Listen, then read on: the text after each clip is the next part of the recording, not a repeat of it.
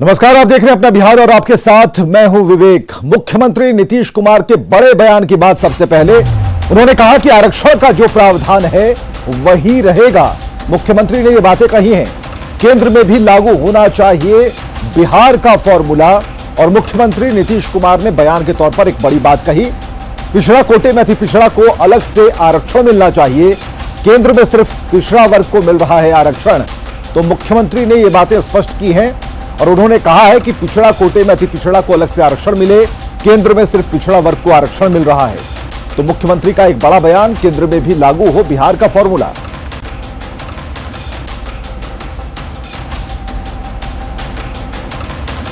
तो मुख्यमंत्री नीतीश कुमार का बड़ा बयान सामने आया है। केंद्र में सिर्फ पिछड़ा वर्ग को आरक्षण मिल रहा है, इस पर उन्होंने बात आगे बढ़ाई है और कहा है कि आरक्षण का जो प्रावधान है वही रहेगा और बिहार के फॉर्मूले को भी केंद्र में लागू करना चाहिए। यानी कि केंद्र में भी लागू हो बिहार का फॉर्मूला, पिछड़ा कोटे में अति पिछड़ा को अलग से आरक्षण मिले। हमको तो ये पता नहीं है कि ऐसी कोई बहस छिड़ी है कि आरक्षण का लाभ जिनको मिल रहा है उनको नहीं मिलना चाहिए, ऐसी तो कोई बात है नहीं। अपने यहाँ का जो नियम है आप तो जानते हैं, बहुत पहले से लागू है और केंद्र का भी नियम है वह भी पहले से लागू है जो आरक्षण का है। तो जो कुछ भी लोग और आर्थिक आधार पर जो लोग भी, चाहे वो पिछड़ा वर्ग के नहीं थे, अनुसूचित जाति जनजाति के नहीं है, वैसे लोगों के लिए भी आरक्षण का प्रावधान कर दिया गया है। तो मेरे हिसाब से तो ऐसा कुछ नहीं है कि जो आरक्षण का प्रावधान है वो प्रावधान नहीं चलेगा। हाँ, आरक्षण के प्रावधान में कोई परिवर्तन की बात हो, जैसे दिल्ली हम लोगों के यहाँ तो जो पिछड़े वर्ग के लिए आरक्षण है उसमें पिछड़ा वर्ग और अति पिछड़ा वर्ग दो अलग आइडेंटिफाइड है। ये जननायक कर्पूरी ठाकुर जी की सरकार ने उन्होंने ये काम किया, वो चल रहा है। हम लोग तो चाहते हैं कि केंद्र में भी ये हो जाए, हालांकि केंद्र में तो सिर्फ एक है। तो अगर उसमें भी विभिन्न प्रकार से लोगों को मिलेगा तो अच्छी बात होगी। तो उसके बारे में कोई अगर आकलन और अध्ययन चल रहा है तो एक अलग बात है, लेकिन किसी को वंचित करने वाली बात तो नहीं हो सकती। चलिए खबरों में आगे बढ़ते हैं। विधानसभा के बजट सत्र के बेहतर संचालन के लिए विधान परिषद के सभापति ने पटना में एक बैठक बुलाई और बैठक में कांग्रेस, आरजेडी, सीपीआई और एनडीए के नेता शामिल हुए। इस मौके पर विपक्ष ने सरकार को घेरने के संकेत दिए। सत्ता पक्ष की ओर से हर सवाल का जवाब देने की मंशा जाहिर की गई है। तो विधानसभा के बजट सत्र को लेकर एक बैठक की गई, सर्वदलीय बैठक। सभी लोग इसमें मौजूद थे, लेकिन विपक्ष के जो तेवर हैं वो इस बार हंगामे के मूड में दिख रहे हैं। लेकिन पक्ष और सरकार का यह कहना है कि हर सवाल का माकूल जवाब दिया जाएगा। दलों के माननीय सदस्यों से, नेताओं से बात होती है और उसमें माननीय हमारे संसदीय मंत्री भी रहते हैं, तो कैसे सुचारू रूप से चलाया जाए सदन को, इसी पर बात विचार होता है। आज की बैठक तो सभापति जी ने सदन के संचालन के लिए सभी दल के नेताओं को बुलाया है और उनका जो दिशा निर्देश होगा और हम लोग अपना रचनात्मक सहयोग हर बार देते हैं सदन के संचालन में, वो देंगे।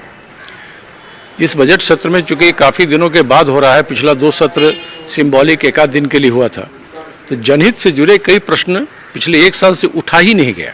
आरजेडी हमेशा विपक्ष की जो भूमिका होती है सदन से बाहर और सदन से भीतर, उसको औचित्यपूर्ण ढंग से उसका निर्वहन करता रहा है।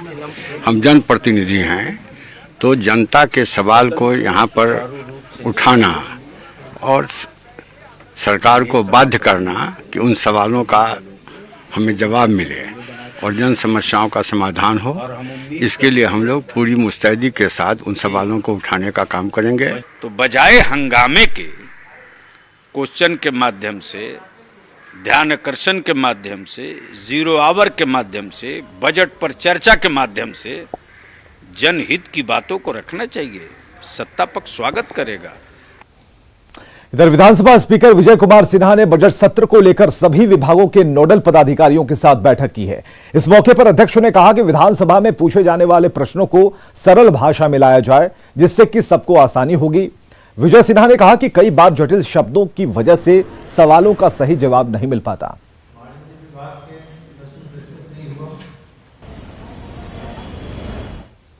और हिंदुस्तानी आवाम मोर्चा ने एक बार फिर राज्यपाल कोटे से एमएलसी के लिए एक सीट की मांग की है। पार्टी अध्यक्ष जीतन राम मांझी ने कहा कि उन्होंने एक मंत्री पद और एक एमएलसी के लिए सीट की मांग की थी। हालांकि इस पर जेडीयू का कहना है कि मिल बैठकर फैसला कर लिया जाएगा।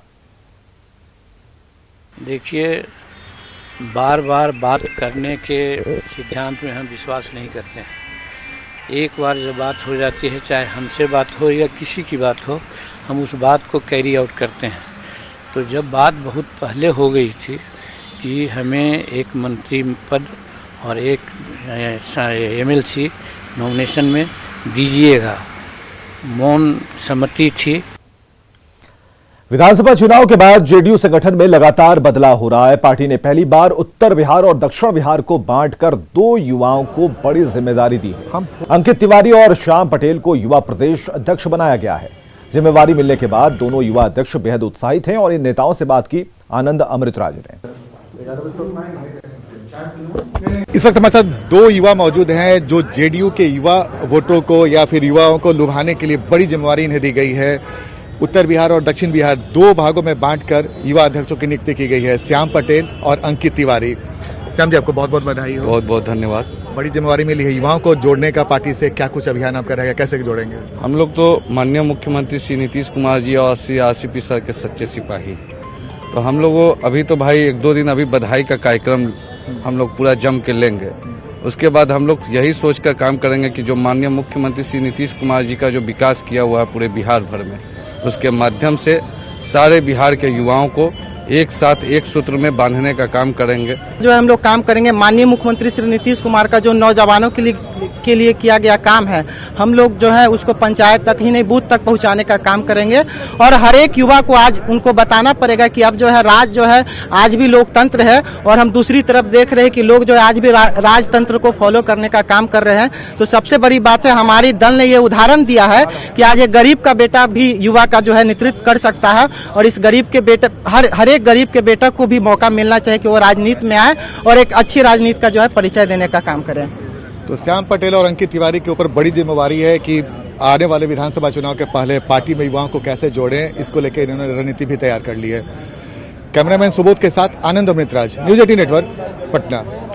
उधर बिहार में बियाडा जमीन के उपयोग और दुरुपयोग को लेकर महागठबंधन और सरकार में ठन गई है। नीतीश सरकार के पूर्व उद्योग मंत्री और मौजूदा आरजेडी नेता श्याम रजक ने बियाडा की जमीन के हो रहे दुरुपयोग को लेकर सरकार पर सवाल खड़ा कर दिया। कांग्रेस ने भी आरजेडी की हां में हां मिलाई है। इधर सत्ता पक्ष जांच का हवाला दे रहा है।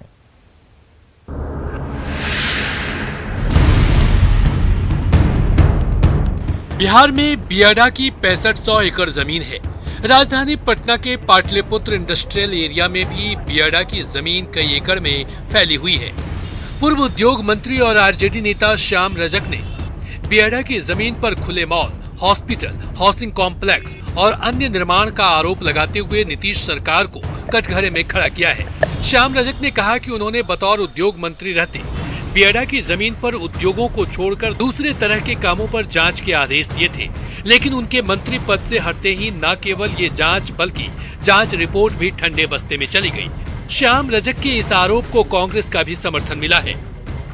मैं कहना चाहता हूं कि बियाडा की जो जमीन है वहाँ खुद आप जाइए और देखिए कि बियाडा इंडस्ट्री के लिए जमीन देती है। वहाँ क्या क्या है, वहाँ हॉस्पिटल खुल गए, वहाँ रेसिडेंस बन गए, वहाँ रेस्टोरेंट बन गए, वहाँ पर गाड़ी का शोरूम बन गए, कई तरह की चीजें ऐसी हुई है जो अनियमितता को दर्शाता है। उस भूखंड का उपयोग आप व्यावसायिक उपयोग के लिए दे रहे हैं कि अपने आप में जांच का विषय तो है। इधर जेडीयू श्याम रजक के आरोपों को बेतुका करार दे रहा है। जेडीयू ने कहा कि बतौर उद्योग मंत्री रहते श्याम रजक के पास कई संभावनाएं थी, लेकिन वो अपनी जिम्मेदारियों को निभाने में असफल रहे, तो अनर्गल आरोप लगा रहे हैं। हालांकि जेडीयू प्रवक्ता ने कहा कि अगर गड़बड़ी हो रही है तो इसकी जांच कर दोषियों पर कार्रवाई की जाएगी।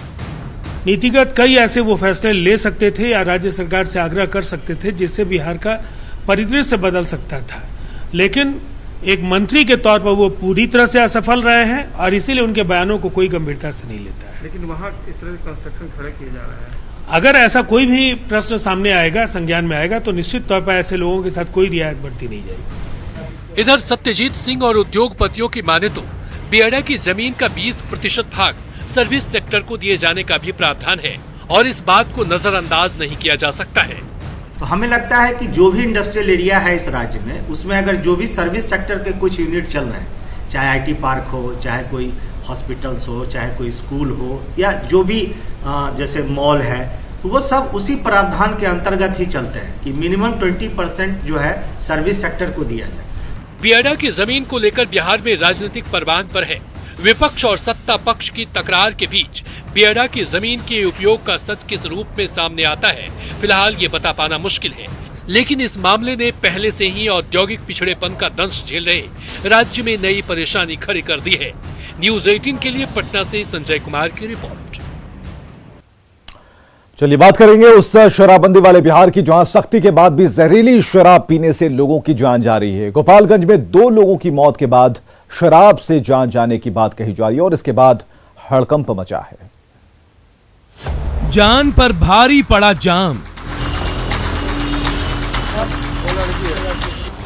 खजूरबानी की फिर आई याद।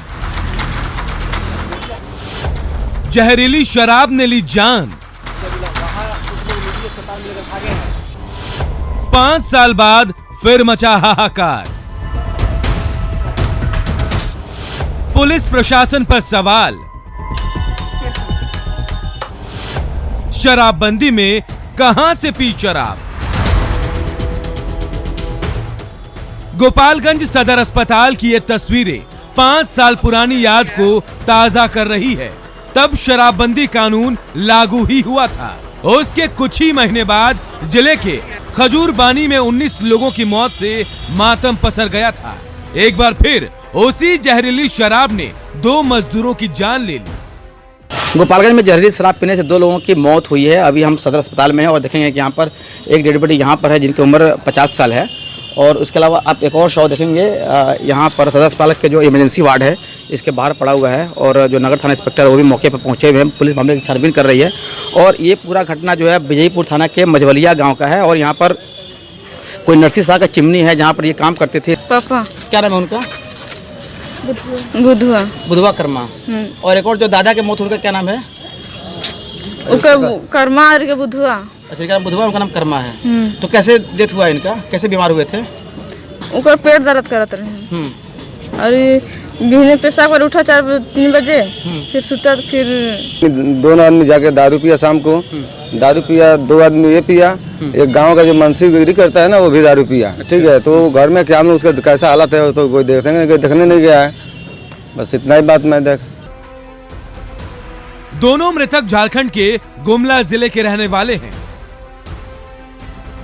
परिजनों के मुताबिक दोनों विजयपुर के मझवलिया गांव में नरसिंह शाह के ईंट भट्टे पर काम करते थे और वहीं पर उन्होंने मंगलवार रात में चुलाई शराब पी थी, जिसके बाद उनके पेट में दर्द हुआ।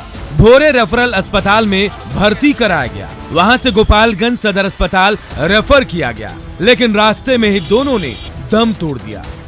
हम लोगों ने उसको पोस्टमार्टम के लिए भेज दिया है और पोस्टमार्टम होने के उपरांत ही हम लोग प्रिजर्वेशन भी करेंगे, जो तीसरा है उसका प्रिजर्वेशन करेंगे और फाइनल जब पोस्टमार्टम की रिपोर्ट आएगी उसके बाद DO, SDPO, BDO टीम को उस गांव के आसपास जहां उनका डेथ हुआ है वहां हमने भेजा है। हम लोग इंक्वायरी डिटेल में करा रहे हैं और यदि किसी तरीके की कोई गड़बड़ी पाई जाती है, लगता है कोई ऐसी सूचना जिसके कारण से इनका डेथ हुआ है, तो हम लोग उस पर कठोर से कठोर कार्रवाई। अगस्त 2016 में हुए खजूरबानी कांड के बाद से जिले के अधिकारी भी डरे हुए हैं, क्योंकि उस कांड के बाद पूरे थाने पर गाज गिरी थी। इसलिए अधिकारी भी संभल कर बयान दे रहे हैं। इंतजार है उस पोस्टमार्टम रिपोर्ट की जो दोनों मजदूरों की मौत का राज खोलेगा। मुकेश कुमार, न्यूज 18, गोपालगंज।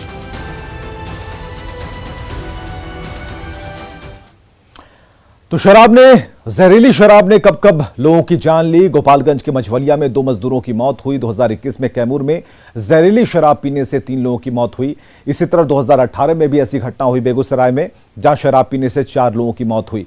ये आंकड़ा बढ़ता चला गया 2016 और उसके बाद 2020। कई आंकड़े आपके सामने से गुजरे जब जब शराब ने लोगों की जान ली है। इधर मुजफ्फरपुर से एक बड़ी खबर आ रही है। लाइन होटल में खाना खाने को लेकर मारपीट हुई और होटल मालिक ने आरोपी को पुलिस के हवाले किया है। तो आरोपी के पास से कट्टा भी बरामद किया गया। तुर्की ओपी के मधौल की घटना है। होटल मालिक ने आरोपी को पुलिस के हवाले कर दिया और बताया जा रहा है कि जो आरोपी है उसके पास से कट्टा बरामद किया गया है। तुर्की ओपी के माधौल की घटना है। ये तस्वीरें हम आपको दिखा रहे हैं जब ब्लाइंड होटल में खाना खाने को लेकर मारपीट हुई। होटल मालिक ने आरोपी को पकड़ा और आप इस तस्वीर में देख सकते हैं कि किस तरीके से होटल मालिक और उस आरोपी के बीच में मारपीट हो रही है, हाथापाई हो रही है। और इस बीच में जब होटल मालिक ने उस शख्स को पकड़ा, उसके बाद उसके पास से कट्टा बरामद किया गया है और पुलिस को बुलाया गया। पुलिस ने उसे गिरफ्तार किया है।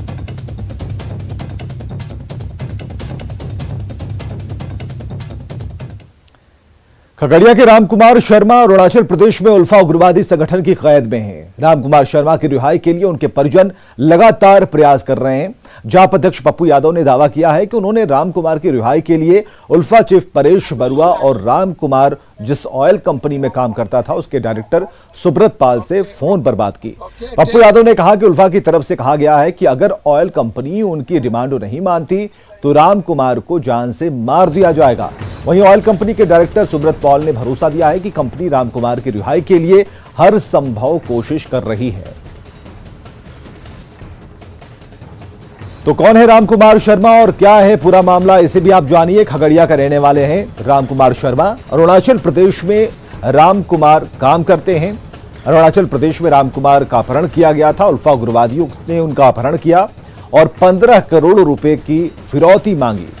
वीडियो भेजकर उल्फा ने मांग की है रुपयों की और समस्तीपुर में है रामकुमार का ससुराल। तो ये जो महत्वपूर्ण बिंदु है हम आपको बता रहे हैं कि रामकुमार शर्मा की रिहाई कब होगी। तो 15 करोड़ की रिहाई, 15 करोड़ रुपए देने की बात की जा रही है। वीडियो भेजकर उल्फा ने डिमांड की है और समस्तीपुर में है रामकुमार का ससुराल। लगातार वहां पर लोग इस कोशिश में हैं कि जल्द से जल्द रामकुमार की वापसी हो और पीएम और सीएम से भी रामकुमार के ससुर ने गुहार लगाई है। बिहार के डीजीपी भी रिहाई का प्रयास कर रहे हैं। तो 17 फरवरी तक उल्फा ने डेडलाइन दी है। अब जानते हैं कि फास्टैग सिस्टम लागू होने के बाद पटना के टोल प्लाजा का क्या हाल है। दीदारगंज टोल प्लाजा का जायजा लिया हमारे सहयोगी अमित कुमार सिंह ने। फास्टैग यानी इलेक्ट्रॉनिक टोल कलेक्शन सिस्टम, जहां फास्टैग जिस गाड़ी में नहीं लगा होगा उन्हें जुर्माना भरना होगा। हम तस्वीर के जरिए दिखाना चाहते हैं एक टोल प्लाजा पे, दीदारगंज टोल प्लाजा की तस्वीर आप देखिए कि जो ये गाड़ियां आपको लगी हुई है, ये जिनके फास्टैग नहीं लगे हैं स्क्रीन पे, उनको दिक्कतें आ रही है। उनसे जुर्माना 2 गुने कीमत पर उनको यहाँ से बाहर निकाला जा रहा है। यानी कि जुर्माने के साथ अगर 505 रुपया बड़ी व्हीकल्स की का टोल प्लाजा रेट है तो उनको 1010 रुपया देना पड़ रहा है। देखिए 2 गुनी कीमत चुकानी पड़ रही है जो गाड़ी वाले लोग हैं। सुनिए ये बोल कितना जुर्माना देना पड़ेगा? जी दोगुना देना पड़ेगा 220 रुपया। क्यों? इन गाड़ी में फास्टैग नहीं लगा हुआ उनको 220 रुपया देना पड़ेगा सर। अच्छा, जिनका फास्टैग लगा वो आराम से जा रही है गाड़ी? बिल्कुल आराम से जा रही है। जिनका जो एक्टिव है अकाउंट उनका ऑटोमेटिक रीड कर रहा है वो जा रहे हैं, कोई दिक्कत नहीं है। तो ये जो यहाँ पे असिस्टेंट है, ये बताइए कि इस तरीके से गाड़ियां तो काफी लग जाती है जो फास्टैग जिन्होंने नहीं लगाया है। नहीं, ज्यादा जाम नहीं लग रहा है। पीछे मार्शल सब है वो डाइवर्ट कर रहे हैं गाड़ी। हर लाइन में डबल चार्ज कट रहा है। जिससे क्या इंस्ट्रक्शन दिया गया है? इंस्ट्रक्शन NHI से दिया गया है कि फास्टैग एक्टिव हो तो वो ऑटोमेटिक रीड होकर निकल जाएगा, नहीं है तो उसमें 2 गुना चार्ज वसूला जाता है। 2 गुना चार्ज वसूला जाता है। जरा जो ड्राइवर है उनसे पूछते हैं, ये बताइए कि क्या दिक्कत हो रहा है? मेरे पास अभी पैसा नहीं है, ठीक है, इसके बाद गाड़ी खड़ा कर देंगे, अपना ऑनर समझेगा वो अपना क्या करेगा नहीं करेगा। लेकिन फास्टैग लगाना जरूरी है, मानते हैं? हाँ, काहे नहीं, सबके समय की बचत है।